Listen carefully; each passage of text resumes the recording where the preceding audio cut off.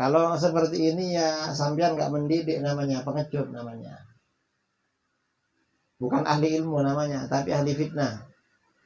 Kalau ahli ilmu itu berani terbuka dengan siapapun, karena ilmu itu sportif, ada kejujuran.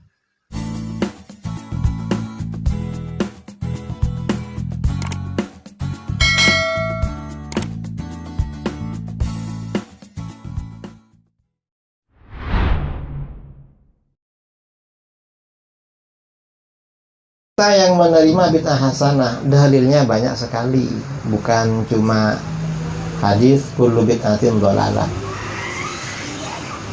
Saya ini pernah ya dialog dengan Wahabi, cerita aja lah kan cara menangkal. Kalau cara menangkal ini berarti dialog. Saya pernah dialog dengan Wahabi di Denpasar tentang bid'ah, kemudian di Balikpapan. Kemudian di mana lagi ya? Iya, sama Firanda itu di Batam, di mana-mana. Dan rata-rata sama, dalilnya pakai kullu bid'atin dhalalah. Katanya ikut ahli hadis. Saya bilang sama mereka, katanya ikut ahli hadis, kok hadisnya cuma satu? Kalau kami yang menerima bid'ah hasanah, dalilnya bukan cuma satu, tapi banyak. Hadisnya banyak, kamu cuma satu. Berarti kamu bukan pengikut ahli hadis. Pengikut siapa, Gus? Ya bilang, kamu pengikut ahli hadas. Dan itu hadas besar, hadas akbar. Ini mereka Wahabi. Nah, kalau kita ini menerima bid'ah hasanah, gimana menyikapi hadis kullu bid'atin dhalalah? Hadisnya sahih, semua bid'ah adalah sesat. Cuma kata para ulama, Imam Nawawi mengatakan hadza amun makhsus. Hadis ini redaksinya bersifat umum, semua bid'ah adalah sesat, tetapi jangkauan hukumnya dibatasi. Maksudnya apa? Yang sesat itu sebagian bid'ah atau sebagian besar bid'ah itu sesat. Ada bid'ah yang tidak sesat. Dalilnya mana ada bid'ah yang tidak sesat? Dalam hadis lain Rasulullah SAW bersabda, "Man ahdatsa fi amrina hadza ma laysa minhu fahuwa raddun." Siapa yang membuat perkara baru dalam urusan kami ini, urusan agama, sesuatu yang bukan bagian dari agama, maka itu ditolak. Kalau perkara baru yang dibuat itu dalam urusan agama, bukan bagian dari agama, maka ditolak. Itu namanya bid'ah tersesat. Itu secara tekstual. Berarti secara kontekstual, secara tersirat bisa difahami, kalau perkara baru yang diadakan itu termasuk bagian dari agama, berarti tidak ditolak, berarti diterima. Karenanya hadis ini jarang dipakai sama Wahabi. Man ahdatsa fi amrina hadza ma laysa minhu fahuwa raddun. Jarang dipakai. Yang dipakai biasanya hadis tadi kullu bid'atin dhalalah. Karena kalau pakai hadis, siapa yang membuat perkara baru dalam urusan kami ini, sesuatu yang bukan bagian dari agama, maka ditolak. Maka dia bisa dikejar. Itu yang ditolak kan bukan bagian dari agama. Berarti kalau perkara baru itu merupakan bagian dari agama, berarti tidak ditolak, tetapi diterima. Mestinya kan begitu. Ini cara menghadapi Wahabi seperti itu. Ini contoh ya. Contoh pertama lah. Sambil minum kopi ya, biar tidak ngantuk.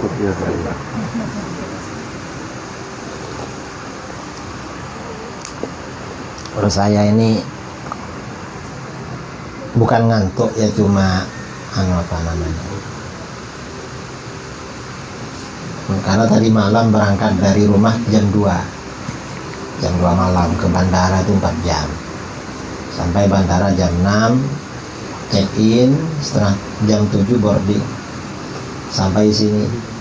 Karena gak biasa tidur asar dan maghrib, tadi mau tidur gak bisa habis asar itu, gak bisa, karena gak biasa. Orang kalau gak biasa kan sulit. Dan memang tidur asar tidak dianjurkan. Orang yang biasa tidur asar bisa stres, gampang diganggu jin. Saya pernah ya di Papua, ada istrinya tentara perempuan ya, itu ngeluh sering diganggu jin. Saya tanya sama dia, kamu sering tidur asar? Iya Kiai, sering, tiap hari katanya. Lo kok tidur? Kalau gak tidur ya gak enak. Oh sudah kebiasaan. Makanya jangan dibiasakan tidur asar itu. Tapi kalau ketiduran gak apa-apa. Nah, makanya perlu minum kopi. Yang bawah ini yang ada aja diminum. Kalau ada air ya air, kalau ada buah ada buah. ada. Kalau ada buah ya buah aja dimakan biar gak ngantuk itu. Ini cerita soal Wahabi. Nah, saya ini ya pernah dialog sama Wahabi. Dialog yang di Bali tahun 2009 soal bid'ah. Saya bilang sama mereka, di antara dalil kita ini kan bid'ah dibagi dua kan, ada bid'ah hasanah, ada bid'ah sayyi'ah. Ada bid'ah yang baik, perkara baru yang baik, ada bid'ah yang buruk atau yang jelek. Dalilnya mana ada bid'ah hasanah? Banyak dalil bid'ah hasanah. Di antaranya adalah hadis riwayat Muslim dari Jarir bin Abdullah. Bukan untuk saya, kalau yang ceramah minum makan buah gak jadi. Itu orang-orang di belakang biar apa, sambil mendengarkan sambil Kopi. makan buah. Tapi kalau makan gak dengarkan biasanya. Nah, saya sampaikan hadis yang bid'ah hasanah. Hadis riwayat Muslim. Rasulullah SAW bersabda, "Man sanna fil Islam sunnatan hasanatan, falahu ajruha wa ajru man amila biha ba'dahu min ghairi ayyanqusa min ujurihim syai'." Barang siapa yang memulai dalam Islam perbuatan yang baik. Namanya memulai berarti asalnya tidak ada, lalu diadakan. Berarti itu bid'ah. Karena bid'ah itu kan definisinya kan fi'lu ma lam yu'had fi ahdi Rasulillah SAW. Melakukan sesuatu yang tidak diketahui, tidak dikenal, tidak ada pada masa Rasulullah SAW. Nah, dalam hadis ini, siapa yang memulai perbuatan baik, maka dia dapat pahalanya di dalam Islam ya. Di dalam Islam. Memulai perbuatan baik, maka dia dapat pahalanya. Dan pahala orang-orang yang mengikutinya tanpa kurang sedikit pun dari pahala-pahala mereka. Kayak orang ya bikin masjid, asalnya di daerah situ gak ada masjid, lalu orang bikin masjid. Ini kan memulai perbuatan baik kan. Maka bagaimana selama ada orang sholat di masjid itu dapat kiriman pahala. Itu namanya bid'ah yang baik. Atau apalah yang baik-baik, bangun madrasah, bangun pondok, bangun TPQ, majelis zikir. Selama majelisnya jalan dapat pahala terus. Nah, ini artinya apa? Hadis ini motivasi, kata para ulama, hadis ini motivasi agar kita membuat perkara-perkara baru yang baik. Artinya apa? Membuat bid'ah hasanah itu dianjurkan, saudara. Dianjurkan. Mendirikan majelis zikir, mendirikan taman pendidikan Al-Quran, madrasah, pondok pesantren dianjurkan. Mengapa? Karena memulai kebaikan. Baik kebaikan itu sebelumnya ada atau sebelumnya gak pernah ada. Kalau memulai berarti sebelumnya belum pernah ada. Namanya memulai, bukan menghidupkan. Ini dalil bid'ah hasanah. Kemudian hadis itu selanjutnya, wa man sanna fil Islam sunnatan sayyi'atan. Dan siapa yang memulai dalam Islam perbuatan yang jelek, kana alaihi wizruha wa wizru man amila biha min ba'di min ghairi ayyanqusa min awzarihim syai'. Orang yang memulai perbuatan jelek berarti bid'ah tersesat, maka dia menanggung dosanya dan dosa orang-orang yang mengikutinya hingga hari kiamat tanpa kurang sedikit pun dari dosa-dosa mereka. Ini berarti peringatan jangan memulai bid'ah yang jelek, karena dia menanggung dosa dan dosa-dosa orang-orang yang mengikuti. Nah, kata Imam Nawawi berdasarkan hadis ini, berarti hadis semua bid'ah sesat jangkauan hukumnya itu dibatasi. Dibatasi dengan apa? Yang sesat itu adalah bid'ah yang jelek. Kalau bid'ah yang hasanah yang baik gak sesat. Karena di sini dikatakan yang memulai bid'ah hasanah. Ini. Begitu dalil ini disampaikan, apa kata si Wahabi? Kata si Wahabi, Pak Kiai, hadis barang siapa memulai perbuatan baik gak bisa menjadi dalil bid'ah hasanah. Mengapa gak bisa? Karena di situ yang tercatat sunnatan hasanah. Man sanna fil Islam sunnatan hasanah. Itu sunnah Kiai yang dimulai, bukan bid'ah. Artinya sunnah Rasul. Saya bilang sama mereka, loh, kalau kamu mengartikan sunnatan hasanatan, di dalam hadis ini kan ada dua kalimat berlawanan. Man sanna fil Islam sunnatan hasanah, memulai sunnah hasanah. Yang berikutnya, man sanna fil Islam sunnatan sayyi'ah, memulai sunnah yang jelek. Ini kan berlawanan kan. Kalau sunnah di dalam hadis ini diartikan dengan sunnah Rasul, itu bahaya. Mengapa? Karena di sini ada dua sunnah berlawanan, sunnah yang baik, sunnah yang jelek. Berarti sunnah Rasul menurut kamu ada yang baik, ada yang jelek. Kacau kalau gitu.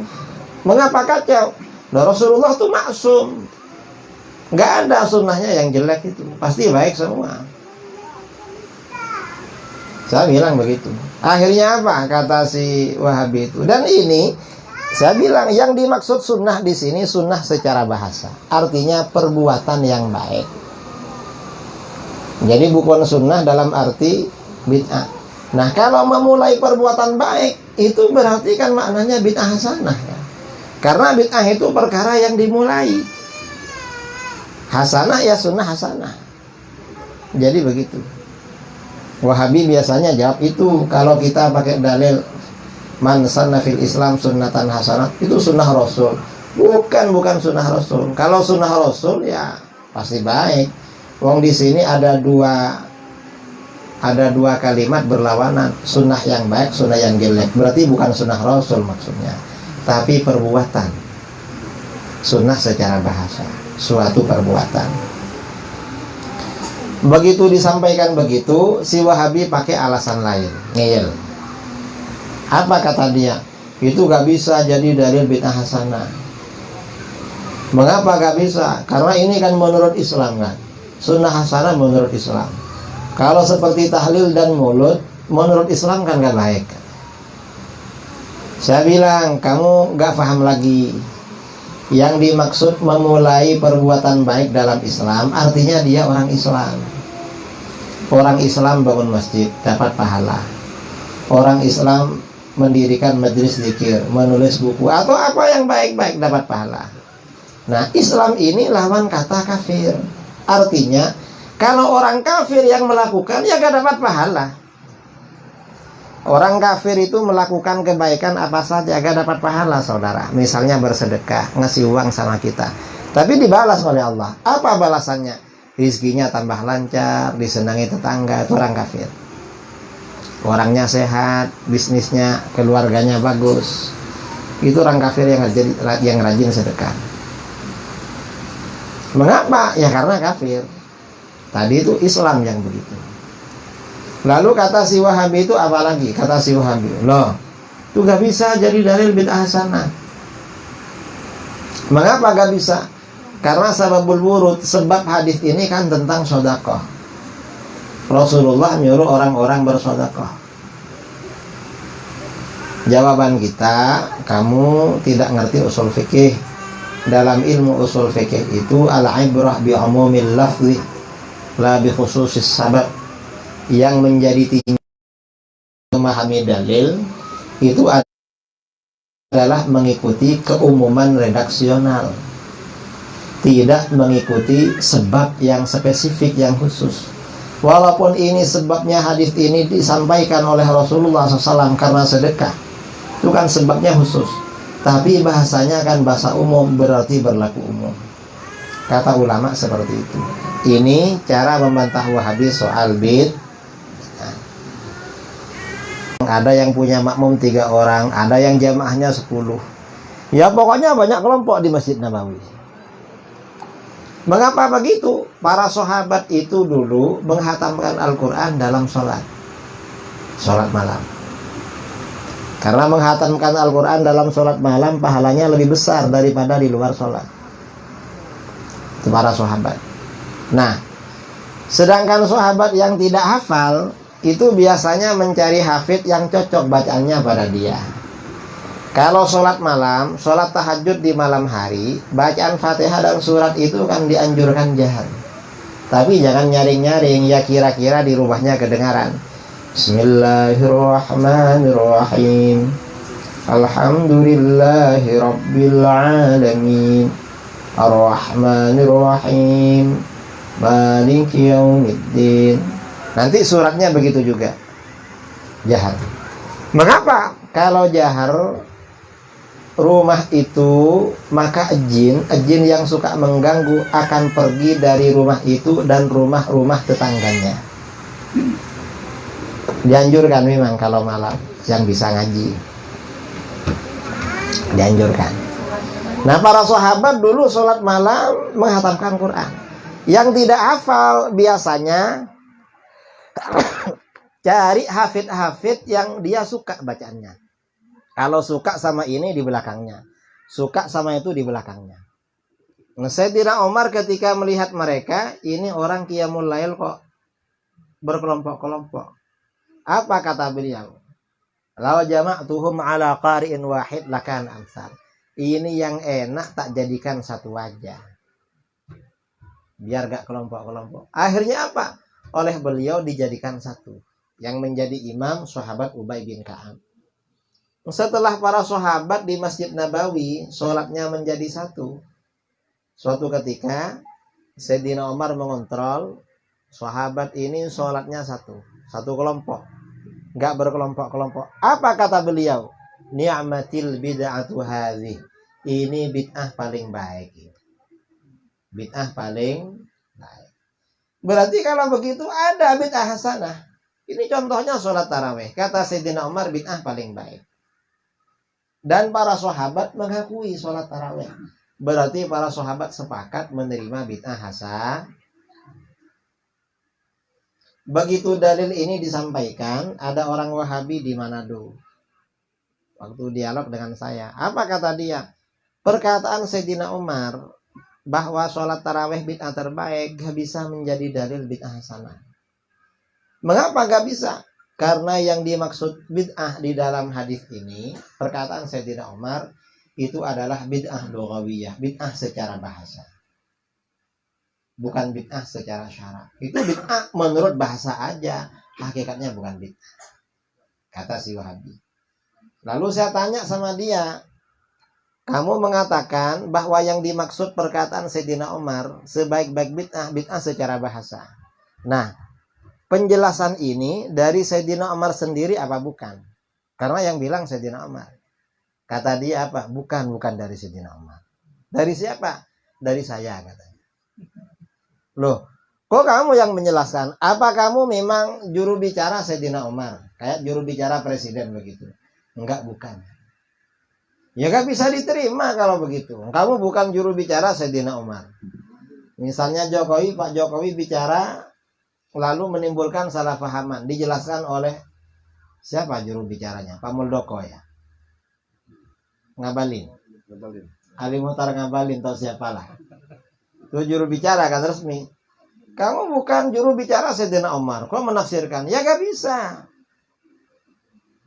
Dan kamu gak bisa menafsirkan perkataan Sayyidina Umar, bid'ah itu bid'ah secara bahasa. Mengapa? Sayyidina Umar berkata begitu dalam kapasitas beliau sebagai Khulafaur Rasyidin. Dan Khulafaur Rasyidin ini jabatan syar'i. Berarti itu konteksnya bid'ah secara syar'i. Sayyidina Umar berkata begitu bukan dalam kapasitas beliau sebagai guru bahasa Arab. Pelajaran bahasa Arab belum ada waktu itu. Karena orang Arab ya pandai-pandai memang bahasanya sendiri. Jadi salah kamu kalau menganggap itu bid'ah secara bahasa. Mengapa? Sayyidina Umar berbicara dalam kapasitas, dalam tugasnya sebagai khulafaur rasyidin. Berarti bid'ah secara syar'i. Karena khulafaur rasyidin jabatan syar'i. Dan kalau perkataan Sayyidina Umar sebaik-baik bid'ah adalah tarawih. Bid'ah di sini diartikan bahasa itu bahaya. Mengapa bahaya? Sayyidina Umar ini oleh Rasulullah SAW dijadikan salah satu standar kebenaran. Sayyidina Umar kalau punya pendapat beda dengan yang lain, beliau selalu yang benar. Selalulah. Ya sebagian besar benar. Karenanya Rasulullah SAW bersabda, Innallaha ja'alal haqqa ala lisani Umar wa qalbi. Allah menjadikan kebenaran melalui lidah Sayyidina Umar dan hatinya. Yang dimaksud kebenaran dalam hadis ini bukan kebenaran lughawi bahasa, bukan. Tetapi benar menurut syar'i. Jadi begitu. Artinya apa? Cara melawan Wahabi itu ya dibolak-balik lah. Saya punya buku Pintar Berdebat dengan Wahabi. Ada yang punya? Hah? Kalau nggak punya hubungi Juragan. Masih ada? Habis. Hah? Pemula. Oh, ada. Nah, kalau baca buku saya, buku Pintar Debat dengan Wahabi, insya Allah nanti ingin jumpa Wahabi. Mengapa? Di buku saya itu diceritakan kisah-kisah perdebatan ulama-ulama dulu, guru-guru kita, termasuk perdebatan saya dengan Wahabi di mana-mana. Ada di situ. Buku terbaru cuma belum selesai. Kalau Pintar Berdebat itu dibaca, oh ternyata gampang melawan Wahabi. Nanti ada Wahabi pasti ingin mendatangi. Nah ini kalau bisa ya, setelah acara malam ini, besok kalau di Arafah atau di mana ada Wahabi datangi. Debat mereka, jangan apa, datang aja bareng-bareng, jangan gengsi, jangan malu. Dulu Imam Asy'ari, Imam Ar-Razi, ulama-ulama kita itu dulu datang, ada majelis-majelis mereka. Nanti kalau mereka sering kita datangi, mereka gak ceramah pindah biasanya. Takut. Di Jawa Timur itu ada Kabupaten Kediri. Di Kediri itu ada daerah namanya Badas di Pari. Orang Wahabi bangun masjid besar. Lalu bikin kajian. Oleh kawan-kawan Aswaja sering didatangi. Setiap kajian didatangi. Akhirnya apa? Mereka ketakutan, masjidnya ditinggalkan dan diserahkan pada kita. Kalau dibiarkan mereka tambah jadi-jadi. Nanti kawan-kawannya didatangkan semua ke Duri. Ini karena kita diam. Datangi aja. Ini contoh ya. Tahun 2006. Atau tahun 2009 mungkin. Sekitar itu. Kawan-kawan di Jakarta nelfon. Ini gimana ini Wahabi Yazid Jawas sama Hakim Amdad ini meresahkan. Bikin kajian di Islamic Center setiap 2 minggu. Jakarta Utara. Saya bilang sama mereka, cari aja kawan 5 orang, datangi, nanti bubar mereka. Caranya gimana? Bawa 5 orang, lalu duduknya jangan ngumpul, mencar. Ketika dia ceramah, lalu angkat tangan bareng-bareng, Ustaz, intrup, tanya. Kalau kelihatan banyak begini, pasti dia ngasih waktu. Terus setelah ngasih mic, salahkan dia, lalu tantang debat. Akhirnya begitu. Akhirnya oleh kawan-kawan diambil mic-nya, diajak bicara, diterangkan, Ustaz, kalau membid'ahkan orang jangan sendirian begitu. Yang dibid'ahkan dipanggil. Karena jangan-jangan sampeyan yang bid'ah, atau sampeyan yang nggak paham. Yang sampeyan bid'ahkan kan orang alim-alim itu. Kalau seperti ini ya sampean nggak mendidik namanya, pengecut namanya. Bukan ahli ilmu namanya, tapi ahli fitnah. Kalau ahli ilmu itu berani terbuka dengan siapapun. Karena ilmu itu sportif, ada kejujuran. Kalau seperti itu nanti mereka kewalahan pergi. Dan ini saya tahun kemarin ke Siantar ya, Pematang Siantar di mana? Sumatera Utara. Ini ustadz-ustadz salafi yang ceramah di masjid-masjid didatangi memang. Didapat, akhirnya mereka pergi. Sekarang mereka gak berani ceramah-ceramah. Ini kalau yang di Duri gak didatangi, kalian ya santai-santai aja, tambah ramai nanti Ustadz Wahabi di Duri. Tapi kalau didatangi, apalagi suruh pergi seperti Firanda di Aceh, akhirnya gak datang lagi. Datang-datang kawin sama orang Aceh.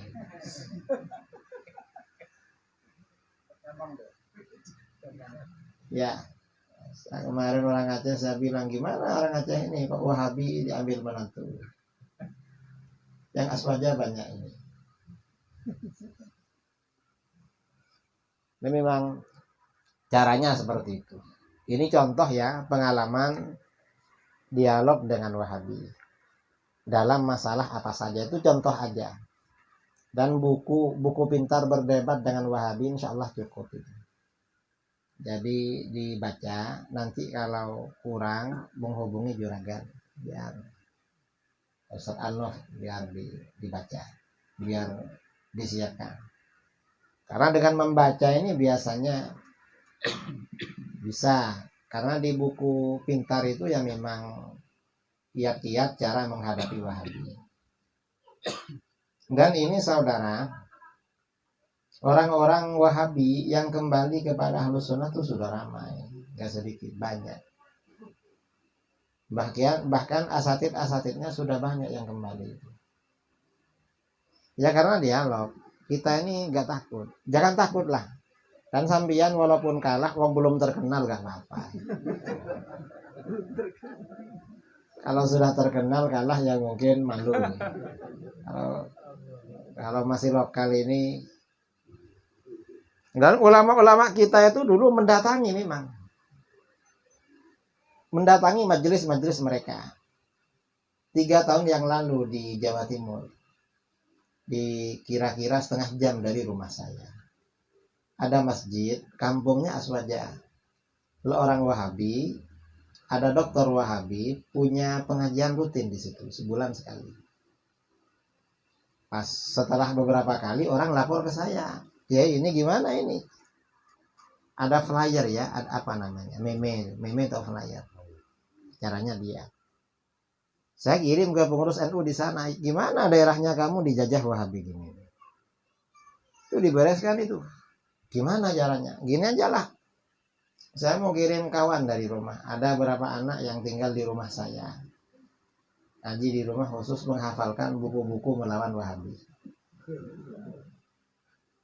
Saya suruh.